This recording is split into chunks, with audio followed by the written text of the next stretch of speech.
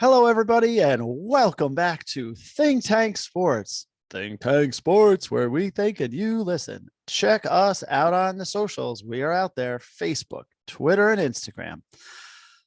Listen to us on Spotify for podcasters. Yay, 2 podcasts in a row. I got it right. Oh, pretty soon it'll just roll off the tongue like Think Tank Sports does. Or watch this ridiculousness on YouTube as we continue to post videos of our podcasts on YouTube. So here we are. It's the Monday after Easter. Mike usually does the weather update, so I'll leave that. It's the Monday after Easter. The NBA regular season is done, finished, put to bed, if you will. We're going to talk about it, though, so it's not quite put to bed. And we're getting ready to roll into the play-in tournament and then ultimately the playoffs, the actual playoff games, which will start this coming Saturday.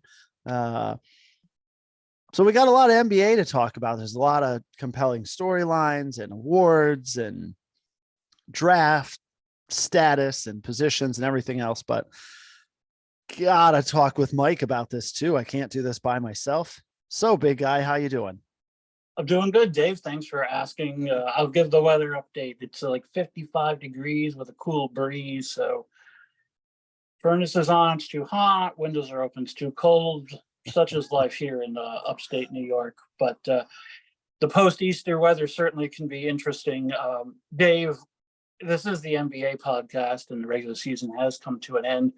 But I'm going to promote our 2 Twitter polls out there because we're not really going to do an NFL podcast between now and August. But there is off-field Twitter NFL stuff that we're interested in your opinion on. The first one is where will Lamar Jackson play next season? Options are the Dolphins, the Colts, the Commanders, or the Patriots.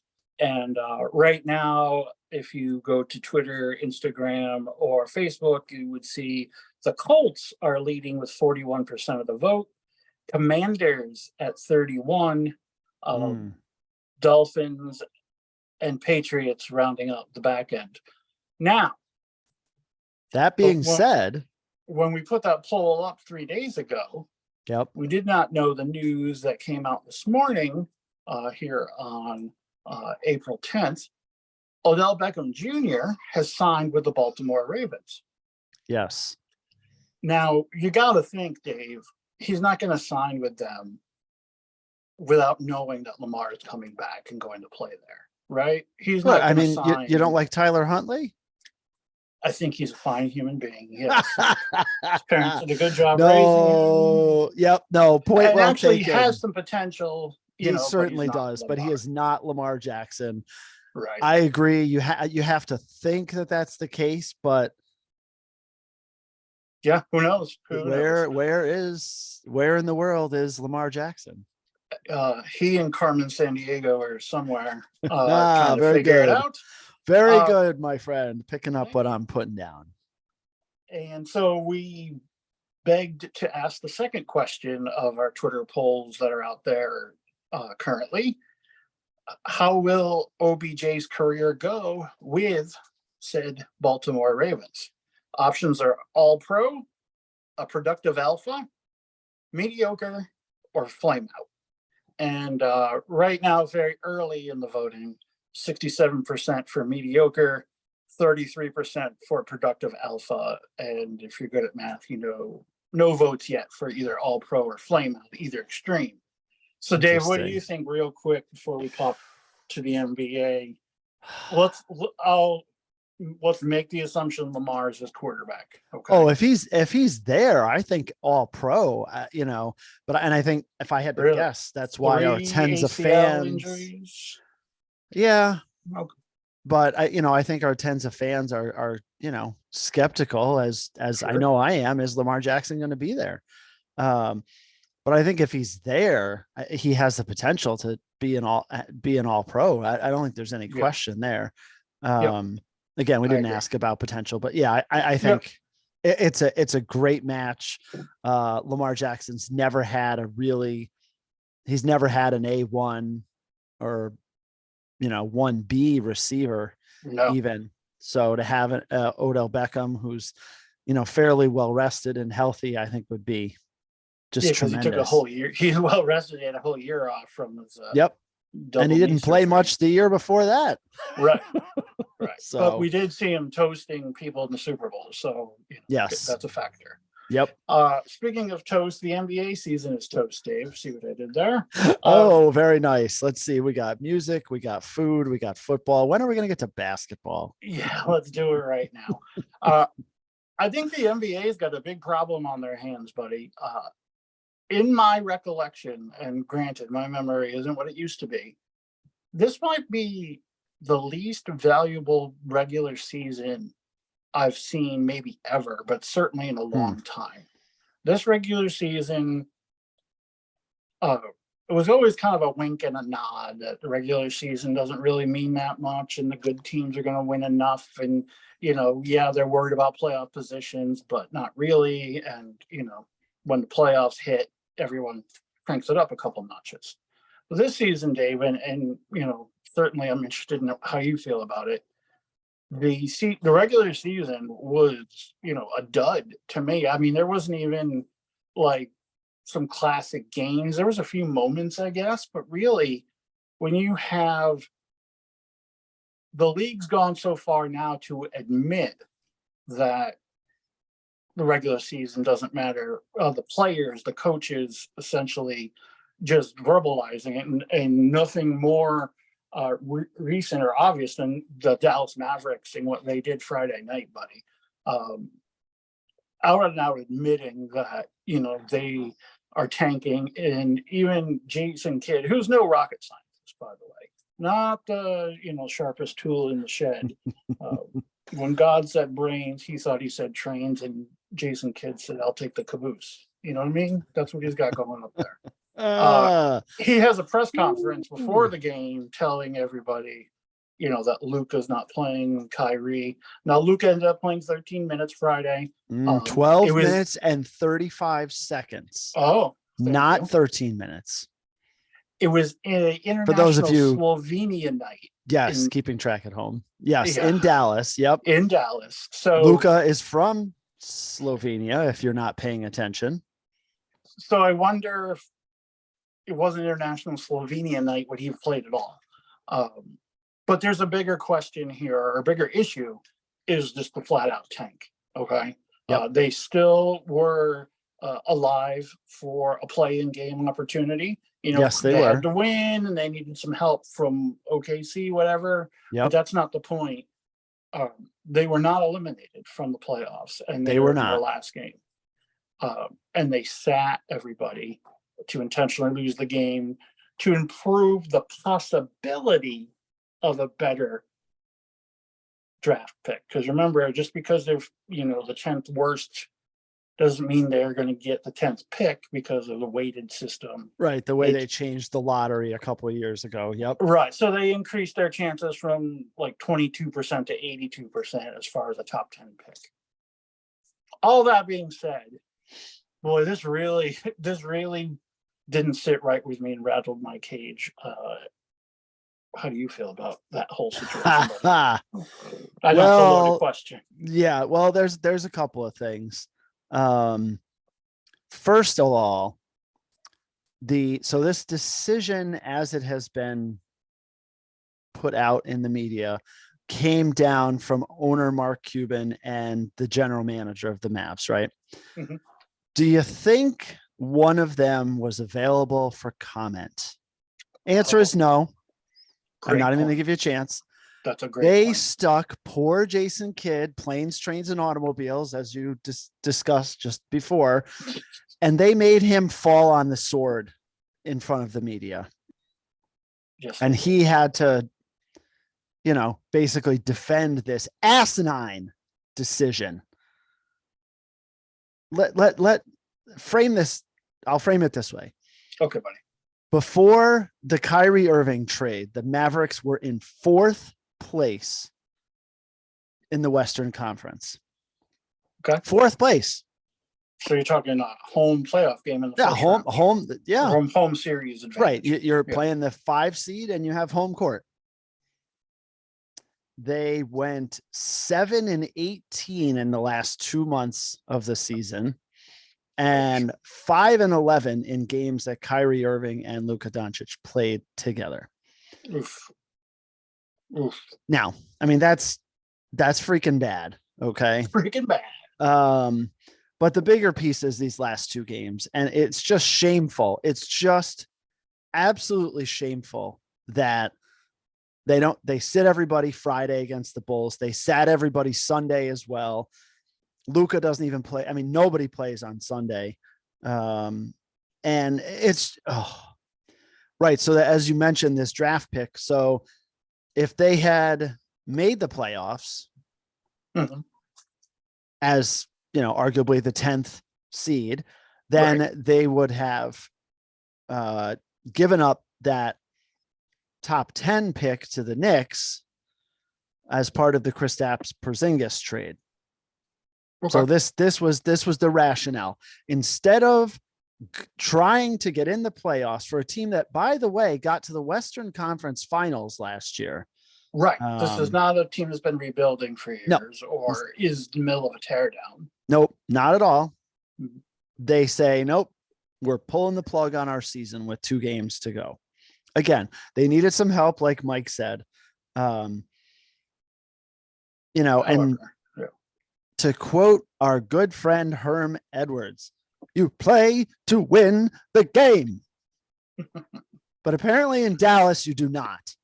And oh, by the way, this is not the first time this has happened in Dallas. If you go back to 2018, same thing. And Mark Cuban got fined $600,000. And it admittedly said that they were tanking. And that was, at the end of Luka's rookie year, when it was the last time they didn't make the playoffs. Figure that one out. Mike, the league needs to come down hard. Now they've said they're investigating. They need to come down hard. $600,000. I mean, that's just ridiculous. Come down hard would be take away a draft pick. They're not going to do that. I mean, they're just, I'd be shocked if they did. Well, there's only 2 rounds, right, in the draft? Yeah. Yeah. So take away that pick that they just coughed up clearly to get. They benched everybody. Take that pick away from them. I would advocate for $1 million fine and yes, absolutely. Maybe bumping them to the end of the round. I don't know if I would advocate taking away a pick because there's only 2. And granted, they're the ones that created the situation. Nobody owes them anything. But for the sake of the integrity of the draft, I guess. Yeah. I don't know. Yeah, and I get that too. That makes sense. To the end. It would be $1 million, and you get the last pick instead of wherever you were. And everybody else moves up 1. Right. Yep. I'm so disappointed in Mark Cuban for making this decision. Really, the competitors, I know he's going to, fast talk around it and use circular logic to justify it. Or not talk at all right now. Right. So you made a great point. He doesn't even show up. So not only to make a decision like that, to take the coward's way out and not show up to answer the questions, is absolutely ridiculous. And I agree, the NBA needs to come down and they must go down hard. Yes. On the Mavericks. But let's move on from this ridiculous Dallas Mavericks situation. Something you said as you led off the segment, Mike, that I want to come back to. Sure. And it's just, I want to give some numbers and then just get your reaction. Okay. So you said, and I don't disagree with you, that this has been one of the biggest duds of a regular season that you can remember. Not any memorable games. The one that comes to mind, though, is that Kings Clippers, right? That was like the 1-7. I mean, that game was tremendous. Yes. Might be the best game of the year, but that kind of stands on its own. Yeah. And definitely defense optional. I mean, if you watch, we talked about it. But the stat I wanted to bring to you, and I saw this today and I could not believe it. Frame this however you like. You think about where we are as a country, where the economy is, all these things, the status of this dud of a regular season in the NBA. The NBA this year, Mike, set a record for attendance at NBA games. Really? All-time total attendance record. They beat it, the previous record, I think it was 17-18, by 109,943 fans. Now, keep in mind that number is padded by the San Antonio Golden State game in the Alamo Dome this year, where they got 68,000 fans. Okay. But they still beat it by 40,000. Right. And you think about the cost of games, again, the duds of the regular season, the, load management where players don't show up, record attendance in the NBA. What say you? Well, a couple of things. First of all, we as consumers have the ultimate power in this situation. So if we want to see a more competitive, consistent regular season as far as the stars playing, then we need to stop going to all these games live. I think if I haven't done any research or anything about this, but if I had to guess, I would say the secondary ticket sales certainly have helped, secondary market. So there's been a lot of improvements in the technology and the availability of these seats the day of the game or the day before, the last minute sales. Secondly, you're seeing gambling legalized in most of the country at this point, at least the states that have NBA cities in them. Yep. So I think those two things combined probably gave it a little goose in the attendance. And so it's definitely a dichotomy versus what I'm saying about a dud of a season. Yeah. Ultimately, though, you can't keep putting out this non-competitive regular season and asking people to show up for 82 games. Yep. And giving them an inferior product. It's saturated. And so I'll be interested to see if next year what the numbers do. Remember, too, we're also coming, off the bubble of 2020. People are still going back to live events more. Yeah. So I think that had maybe a little factor also, now that I'm talking out loud. So that's my overall feeling is I'm very surprised by that stat, by those numbers. And I'm definitely going to be keeping an eyeball on it in the next few seasons. Yeah. It shocked me. Yeah. Shocked me. And arenas were filled to an all-time high 97% capacity. Wow. Well, good for the NBA and good for the players. Sure. I mean, these veteran minimums are going to go up. We're already seeing, the 12th to 15th guy on the bench making more money than our heroes, Larry Bird or Magic Johnson, ever made in their career. It's just far out of whack. But that's interesting, Dave. Very good, very good point. So, do you agree with me? You said, you kind of mentioned you did about the season being a dud. Do you feel as strongly as I do that this regular season products become inferior? Oh, I don't think there's any question. Now, the flip side of that, which, geez, you'd love to see the NBA take advantage of this. Sure. There are so many unbelievable players in the NBA right now. There are so many. And to be load managing them and, Well, remember when we talked about the college game? Yep. Those players are in the NBA because the G League still isn't, a true minor league feeding system. It's closer than it's ever been. European ball, but college ball's down because people are one and done. And so there's that group of 20 to 23-year-olds that would be sophomores in college or seniors in college are in the NBA. And to your point, making the talent pool that much stronger when you have, a 5-star recruit that was one and done and, had an All-American season in college, and now they're in the NBA as your 7th, 8th guy off the bench. And that's just a big uptick in talent for all of these rosters. So that's another great point by you, Double Dip. Yeah. Excuse me.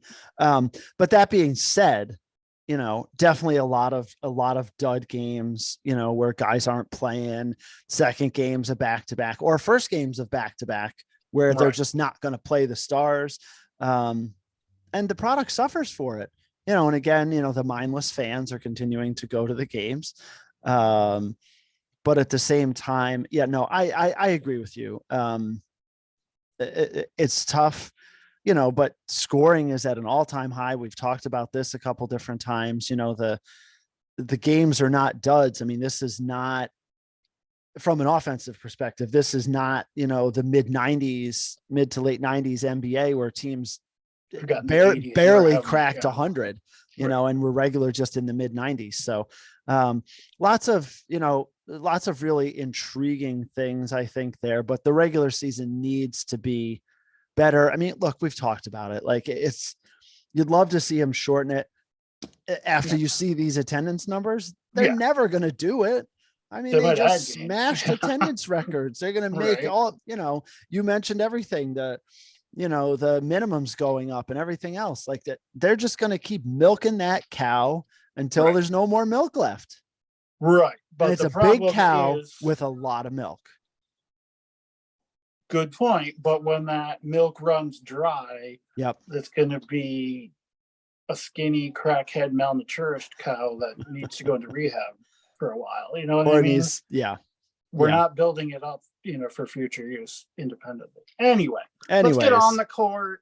Yes. The second season of the NBA, which we're going to see, hopefully, the highest caliber of basketball played.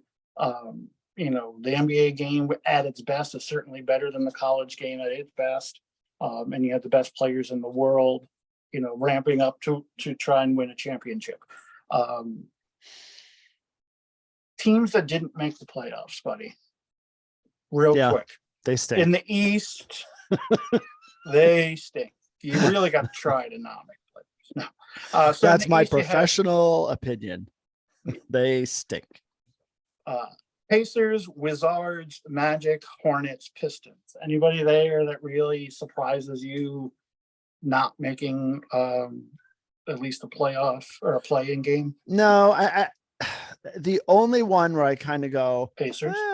I was thinking the Wizards, because if you remember how well they started out the year, just, on fire, and then just really probably have played, less than 500 basketball the rest of the way. And that's a direct correlation with Porzingis. They brought him in and he was on fire to start, playing at an all-star level. And stop me if you've heard this before. He gets hurt and he never really comes back. Kind of comes back for a few games and, in and out. So, I think that's a little bit surprising. Well, I don't understand the Pacers real quick. They went from being in the playoffs just about every season, but stuck in the middle of the pack, and made all these moves and ended up with Halliburton and Buddy Hield, and they just went backwards on the court as far as talent. And maybe that's the plan, if they did recognize that they're stuck in the middle and they were just never going to get out of it unless they revamped everything. Okay. I'll give them credit for that. But I was just surprised by that organization. Everybody else, like you said, the Magic are a fun young team. They're going to be fun to watch, going forward. I mean, 34-48 is not horrible. They were 20-21 at home. You have to feel like Banchero's going to win Rookie of the Year, growing away. And they've got some things to build on there. So yeah, that's we'll probably see. the team of those five that you would say, oh, I could see them. I mean, look, they were only 6 games out of the playoffs. Right. In the West, the aforementioned Mavericks, Utah Jazz, Trailblazers, Rockets, Spurs. Oh, Trailblazers. Right? Oh, I mean, that is one of the most disappointing teams of this season. I mean, 33-49. Yeah. It doesn't mesh with the talent that they have. It just doesn't make sense to me. No. Lillard, unfortunately, is turned into, hasn't seen a shot he doesn't like. Previous seasons with McCollum and others, he would, get everyone involved and be the point guard and still be a prolific scorer. And now he feels like he's got to do it all himself because he does. And that's made him a worse player, unfortunately. Yeah. So I think that you can make an argument for that. Oh boy, between them and Dallas, probably the 2 biggest disappointments of this entire season in the NBA. Right. The Jazz, not surprising. They traded away everybody. Yeah. No conscious decision for them to do what they did this season on the court. So, very interesting to see what those teams do in the off season. I'm sure there'll be coaching changes, and I would assume Dallas is going to try to bring in someone that can complement Luka, and get him some help there. Wait! That's not Kyrie Irving. No, that is not Kyrie Irving. Who, by the way, is eligible for free agency. Right? Does he sign anywhere?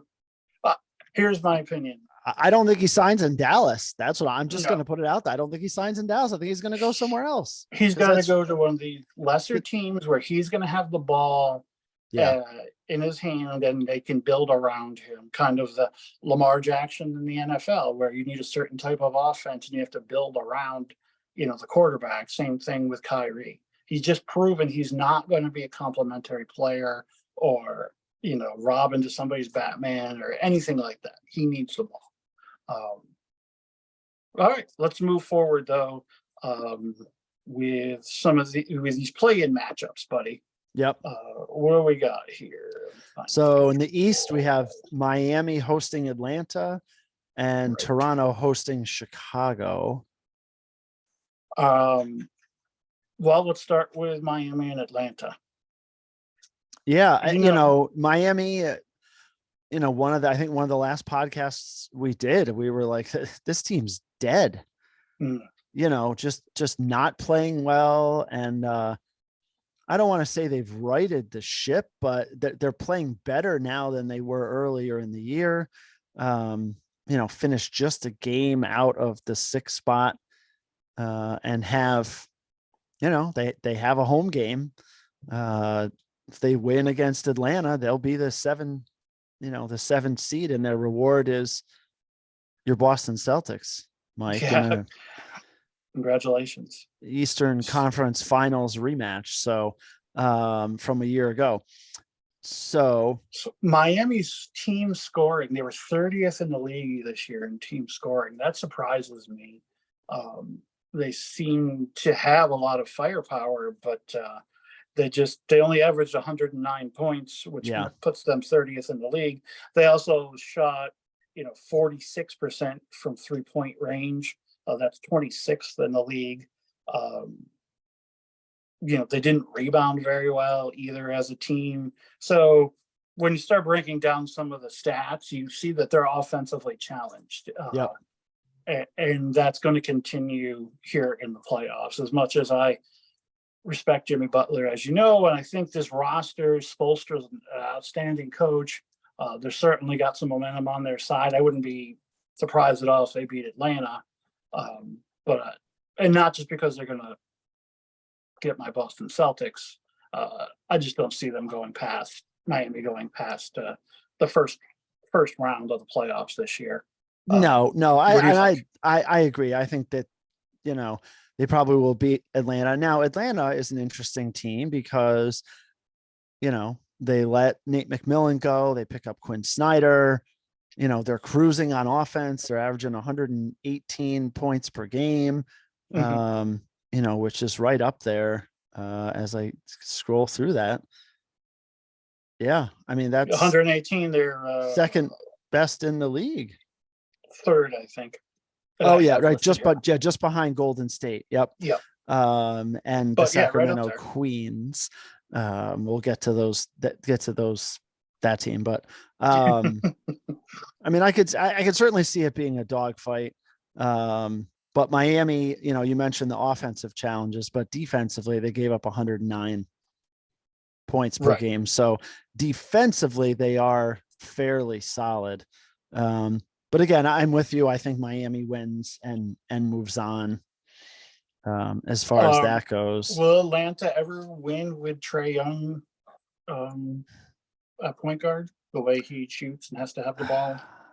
I a couple of years ago, they have that great run. I really thought things were going to go well, and they just seem to just kind of be middling along since then. So, and you fire the coach. Let's give Quinn Snyder a full season. Sure. They certainly have had, a bit of a rebirth since he's gotten there. Let's see where they are at the end of next year. But if not, then I think if they're not, in a good mix in the top 4 or 5 next year, I think you have to be curious about, can they do it with Trae Young? Yeah, I totally agree. Raptors and the Bulls, buddy. This is an interesting matchup for sure. I, for the life of me, have no idea how the Raptors score on a night in, night out basis. I don't like their roster. I think Siakam has been overrated from day one. He's always had potential, and you see his length and his size, his jumping ability. He's definitely effort guy. But I just think he's limited. Ultimately, he's not going to be one of those alphas that's going to carry a team deep into the playoffs. Fred VanVleet is also a nice player, but not a playoff leading point guard. I don't know. I don't like this Toronto roster, not because of the reasons I didn't like them in the past. I didn't like Kyle Lowry and some of the other guys that were on this team, but this team just is doing it with smoke and mirrors to me. Yeah, no, I'm with you. I think the star power is on the Bulls side of things. With Zach LaVine there, I would really, I'm thinking I would favor the Bulls. Yeah. In this matchup. You got Vukovic and DeMar DeRozan. Yeah. Some nice young players too with the Bulls. I think their future is brighter, certainly, than Toronto. Yeah. So this is the 9-10 matchup, correct? So that is correct. Out? Okay. Loser is out. So winner plays folks, the loser of the 7-8 game. Right.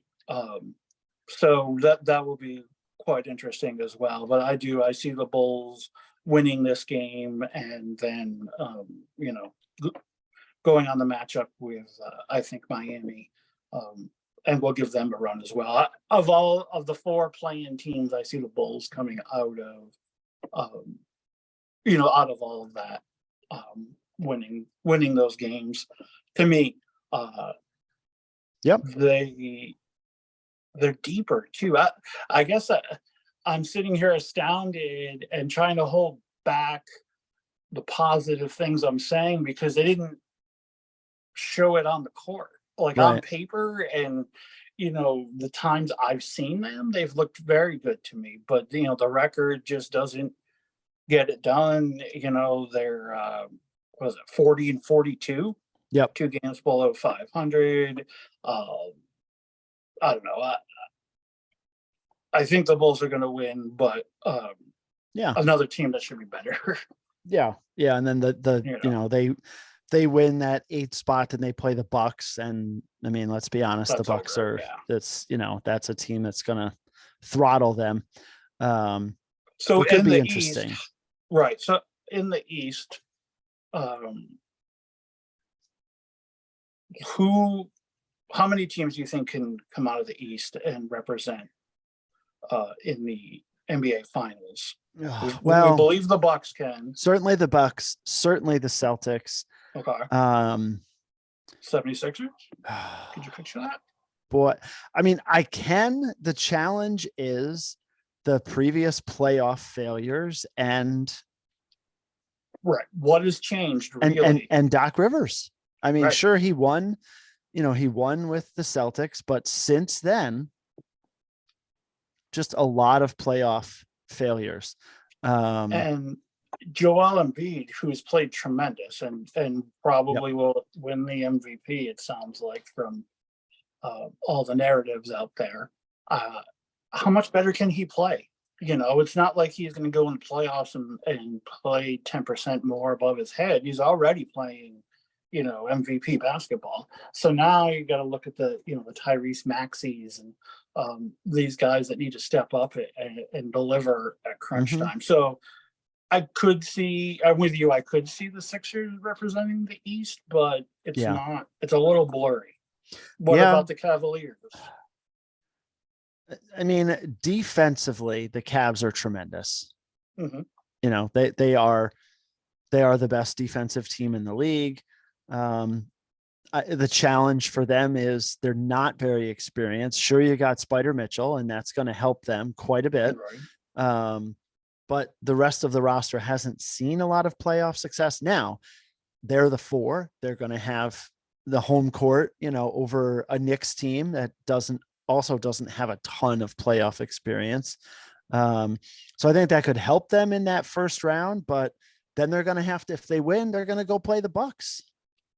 I don't think we probably won't break that series down this week, but that Cavs Knicks series, I think it's going to be as good a series as we're going to see in the first round. Yep. Oh, I completely agree. Those teams evenly matched teams that have the potential to make deep runs, have some superstars, have some very good role players, good coaching. It's going to be very evenly matched, and I think very compelling. And we'll talk about that more next week, but still. So I think that's it, Mike. So I think it's you're saying 4, 3, and maybe 4. Okay. I mean, look, okay. I like the Knicks. They do a lot of good things. There'd have to be some upsets. You'd have to the Nets would have to beat the Sixers and take one of those teams out. Teams, right? Bucks, Celtics, Sixers above them, and the Cavs, right? Literally, they would have and potentially. I agree, it would be very difficult. But this Knicks team has been fun to watch, and they get on a little bit of a roll. That New York City will be up for grabs. They're starving for them. Yes, they are, to do better. Anything else on the East, buddy? Nope. I think we've done a good job encapsulating the Eastern Conference. Let's move to the West, Mike, where my Los Angeles Lakers, 8-2 in their last 10. Mike, this team, and we've talked about it. Anthony Davis comes back. LeBron goes out. The players, they've gotten into some nice roles.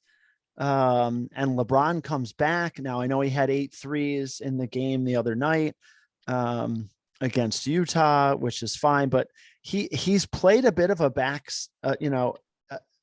been in the back seat a little bit, and that's been good. I mean, this is a Lakers team. I don't want to say nobody wants to play them, but they're playing their best basketball. They've been much better defensively the last 10 games or so. Plus,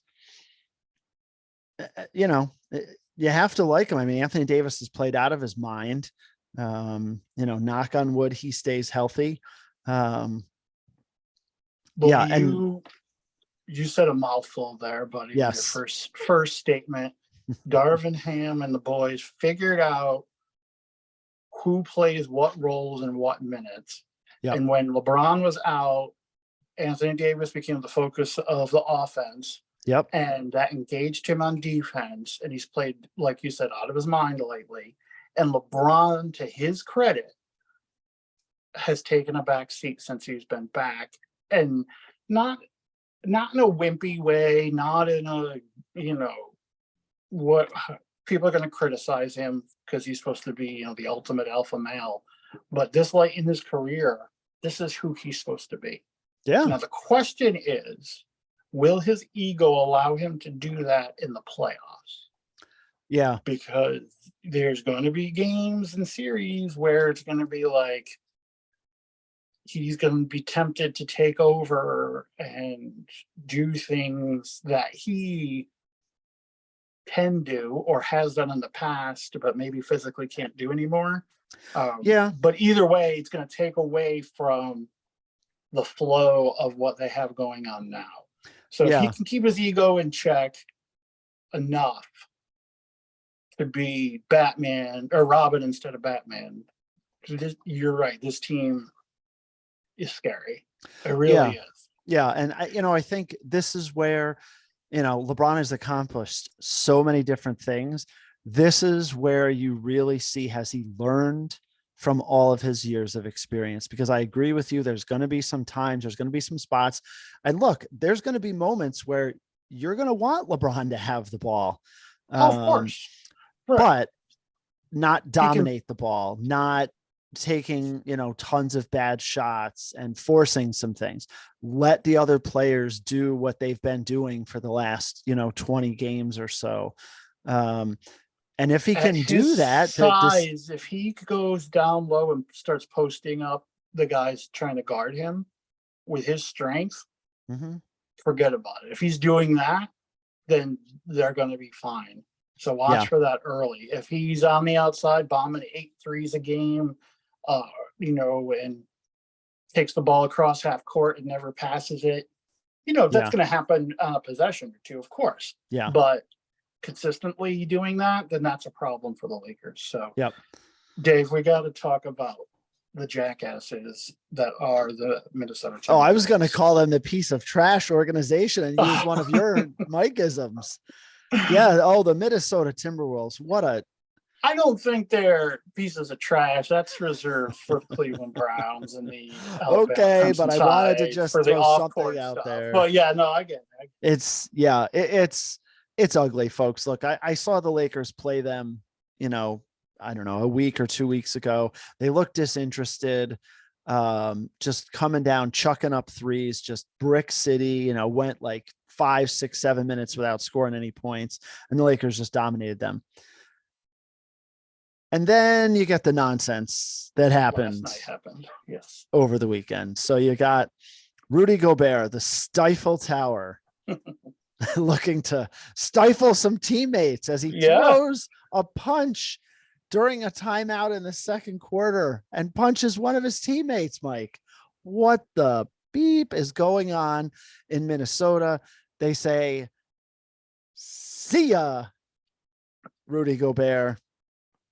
And is he suspended indefinitely? Is that no? They they sent him home right after in the second quarter of that game, and now he is suspended he's traveling with the team, but suspended for this first game against the Lakers. Okay, so and they're in the, are they in the 7-8 game or the 8-9? They're in the 7-8 game. They're playing. They are going so they to could LA lose the to game play the Lakers. And still win the next game and right and Gobert could play in the next game. Right. That's so. Well, it was one of these pansy ass French punches too, because it missed badly and wow. Yeah. Go roll up some crepes and I got nothing to finish that off with. Anyway, Jaden McDaniels, who he took up who Gobert threw the punch at, I believe, or was at least involved in the fracas. goes into the tunnel and punches the wall and breaks his hand. Oh yeah, no. I'm not sure exactly. It was Kyle Anderson. That he took the shot at. That You're took the shot from Right. Gobert. But yes, Jaden McDaniels, punches the wall. And then the dumbest statement that I've ever heard. They're not sure if that was related to him fracturing his hand. Oh, right. Really? Then how else did he do it? Was he We rolling literally have crepes video with of Rudy him. Gobert? Because I don't think so. There's video of him punching his hand and then shaking it vigorously because it hurt so much. Yeah, I wonder what happened there. So now your number one center is suspended. Your number two center's got a broken hand, and LeBron James is, waiting for you on the other side of half court. So, good luck with all that. Yeah, goodbye, Minnesota. What's happening? And poor, who's their best player? I can't think of his name. I can picture him. Are you thinking of Anthony Edwards? Yeah. He's just there trying to guys, can we just get along? Guys, can we just put everything aside and get along? And he just wants to win basketball games. I think he's a tremendous player with a tremendous upside. And he's just stuck with these idiots as teammates. Yeah. And, the only thing I would say, in fairness to Minnesota, like as a team, Karl Anthony Towns did miss 50 games this year with injuries. Tell me if you've heard that before. But that being said, this team is going nowhere. I fully expect the Lakers to dispatch of them tomorrow night, Tuesday, and that'll be it. Done and done. And the other game, buddy? Yes, the New Orleans Pelicans hosting the Oklahoma City Thunder. Oh, good. We're going to see Zion Williamson in some playoff action. Well, he's not playing in the play-in games. He isn't, Dave. That's shocking to me. He's played so much. Is he worn down? Is he tired? Has he played so much? Played with himself? I don't know. He's not played NBA basketball. He's not played NBA basketball. No, that is for certain. So there'll be no Zion, but Brandon Ingram. Look, they still have a good roster. We've talked about the Pelicans for like what seems like an eternity or the last 3 years. CJ McCollum. They have a very, very good, Valanciunas has had been a really good addition for them, obviously, but they need Zion. Right. I mean, they're not going anywhere without Zion. And right now Zion is not playing. So Dave, we had quite a few players score 30 points or more this season in a game. And I'm wondering if you know who the league leader was this season in 30-point plus games as a scorer. Does 30 points also include 40 points? Yes, 30 and above. Okay, I believe it was Donovan Mitchell. No, I believe you're wrong. Oh. Third place, tied for second, were Luka and Joel Embiid with 44 different times they scored 30 or more. But you know what it was? I saw Mitchell had a high number of 40 plus point games, and that's what I was thinking. Okay, so one player had 45 different times this season he scored 30 or more. He's in this series. Oh, is it Gilgeous-Alexander?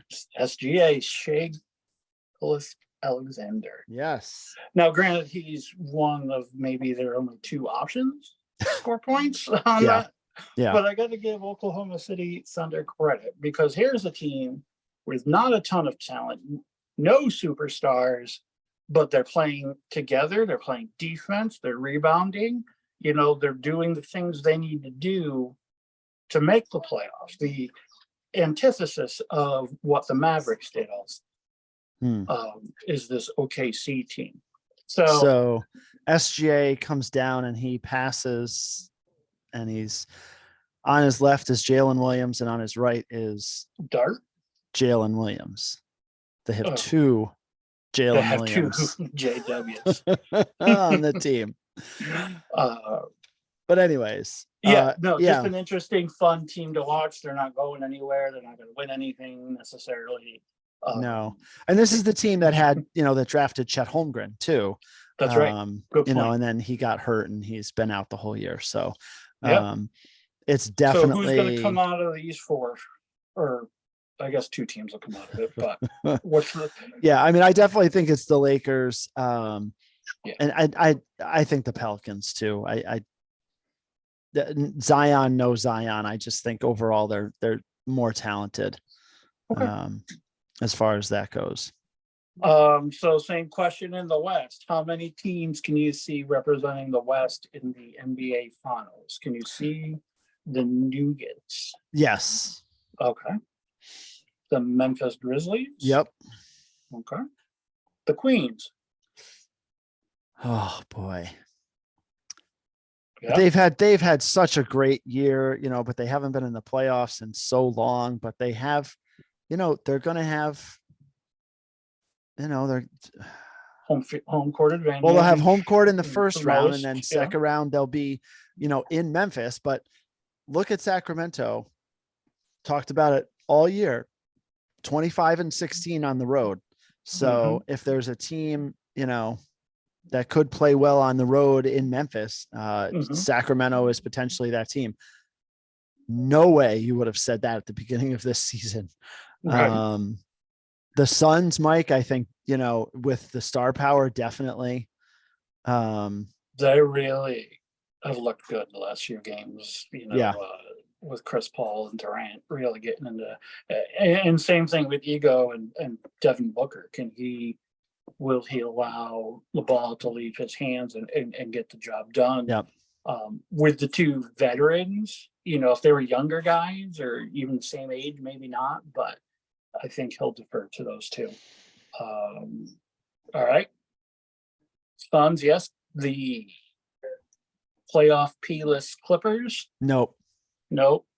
I don't care if they have Kawhi. It's the Clippers. Golden State Warriors, Dave. Absolutely. Golden State Warriors can win it. The Warriors, with their 11-30 record on the road, they finished up, Mike. They were 9-30 and had 2 road games at the end of the year. And I said to my boys, wouldn't it be something for this team to finish with less than 10 losses at home and less than 10 wins on the road? Oh yeah. But they pulled it out. They won their last 2 road games and moved into that 6th spot to stay out of the play-in tournament. And their reward is a series with the Sacramento Queens.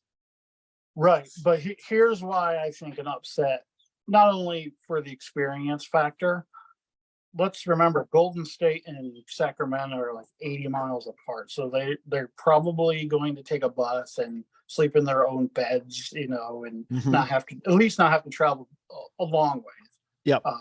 And that matters to NBA players, whether you like it or not. And then, they'll be able, because of that, they'll have more time to ramp up, Wiggins and Gary Payton, who's coming back from injury. So I would not be surprised at all to see Golden State take out the Kings. That's so I agree with you. The Kings or the Warriors certainly couldn't win it all. And then we have to ask the Lakers, could they win it all? Could you picture that? Oh, I definitely can. If they're the 7, they're going to play the Grizzlies in the first round. The Grizzlies are 35-6 at home. Just a tremendous, they've had a tremendous year, good year last year too. But this Lakers team, they have the playoff experience. They're playing well. I certainly could see them. But it's going to be because could be the 7 or the. Yeah. It's an uphill battle for them for sure. No, for sure. They're It would going to be have a to win a monumental ton of road championship. games. Uh, it's almost like for me, they'd have to win this very difficult road to a championship to validate the bubble championship. You know Yeah. what I mean? Yeah. I would certainly stop giving them a hard time about the bubble championship if they could walk this road. But, yeah. Oh, yeah. I mean, look, if they were able to do that, and we're only talking about the Western Conference playoffs, they still, right. you know, would have to beat, you know, arguably the Bucks, the Celtics, and maybe the Sixers. Those teams all have, you know, tremendous talent, Oh, yeah. multiple, you know, the star power to go up against, and some younger star power too. So, I mean, that would be tremendous. But let's start with the play-in game tomorrow. Let's win as Lakers fans. Let's win tomorrow against Minnesota. Not have to play a second game, and then line up to play the Grizzlies. Yep, absolutely. All right, buddy. Anything else you want to get out there with this playoff round, the play-in rounds, or you know, any other brilliant observations you might have to share before next week's regular round games start? No, I think we're good. We really Okay. covered a lot here. Talked about a lot of teams, a lot of different scenarios. This has been a robust NBA podcast. Long overdue. I think, you know, we've talked about during the season that we did not give the NBA its due, despite its mediocre regular season. There were things to talk about, and so, you know, we'll deal with that. But now the playoffs are here. Mike and I will be keeping our eyes and ears stuck to the NBA and the playoff season to see how that goes. We hope you will be along the way on the ride with us as we continue to talk NBA. Follow us on the social medias, listen to us where you get your podcast, watch us on YouTube if you can stomach this nonsense. That is the two of us video wise. We'd love to have you continue to do that. Engage with us with the Twitter polls, find out, you know, let us know how you're thinking about how we're doing. All of that good stuff here. We welcome all of it here at Think Tank Sports, where we think and you listen as we strive for 5. Have a good night, everybody.